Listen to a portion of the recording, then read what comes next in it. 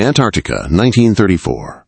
A single orange light flickers against an endless black ice field. Beneath the frozen surface, a world-famous explorer named Richard Byrd lives in a shack buried under the snow. He chose this, 4 months of absolute darkness, where temperatures plummet below -70 degrees. At first, the isolation felt like a gift. He spent his hours reading by lamplight and tapping Morse code to the distant base camp.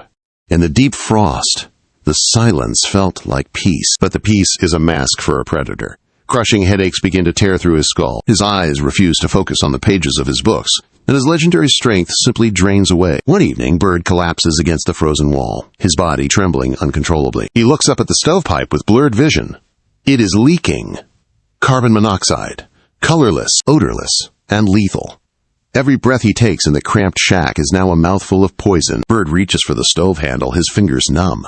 The logic is brutal. If he turns the heat off, the Antarctic frost will freeze him solid within hours. If he leaves it on, the gas will stop his heart. Every night he makes the same terrifying choice. He stays in the warmth. He hides the truth from the world outside. Weak and gasping, he crawls to the radio to tap a lie into the ether. I am fine. He knows the truth would trigger a rescue mission. In the polar night, such a mission would be a death sentence for any man who came for him. He would rather die alone than lead his friends into the void. But his Morse code is changing. It grows erratic, strange, and broken. Back at base camp, the operators stare at the paper in haunting silence. They realize their commander is slipping away into the dark. They cannot stay behind. 3 men load a tractor and drive into the frozen abyss.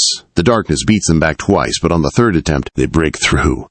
They rip open the hatch to find Byrd 60 pounds lighter and barely clinging to life. They drag him from the poison into the clean, killing cold.